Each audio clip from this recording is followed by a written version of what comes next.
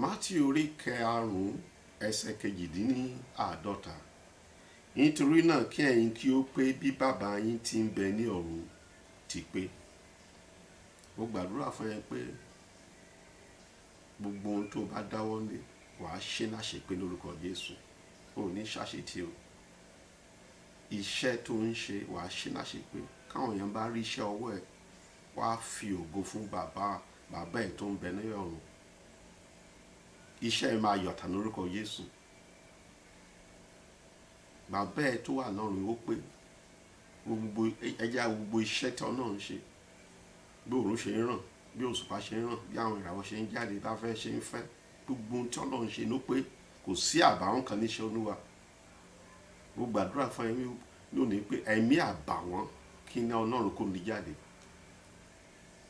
Níbi tó ti ń ṣiṣẹ́ ò ní lábàwọ́n.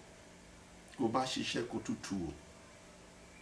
Kó wo náà èkejì kó gbàdúrà fún ẹ̀mí mọ́ pé kó ràn ẹ́ lọ́wọ́ láti ṣiṣẹ́. Lẹ́nu iṣẹ́, nínú ilé ò ní ní àbàwọ́n. Iṣẹ́ ó máa pé, ó máa yàtọ̀. Ẹ̀mí ìmẹ́lẹ́ mo lè kúrò nínú ayé ẹ̀. Ẹ̀mí tí o fi máa yàtọ̀, tí o fi máa yọjú ẹgbẹ́, tí ògo ẹ fi máa jáde, ẹ̀mí tí o fi máa ṣiṣẹ́ yàtọ̀, táwọn èèyàn máa wọ́ ẹ nítorí pé iṣẹ́ tiẹ̀ yàtọ̀, iṣẹ́ tiẹ̀ pé. Ẹ̀mí tó yẹ pé kì í ṣowó nìkan ló ń lé. Káwọn èèyàn bá wá bẹ ẹ, tó bá gbéṣẹ́ fún ẹ, kì í ṣowó ẹ nìkan lójú ẹ máa wọ̀. Wàá ṣiṣẹ́ láṣepé fún ọ. Kẹ́mi mọ̀ kó gbé ẹ̀mí náà wọ̀ ẹ́. Bẹ́ẹ̀ ni yóò rí lórúkọ Jésù Kristi Olúwa wa.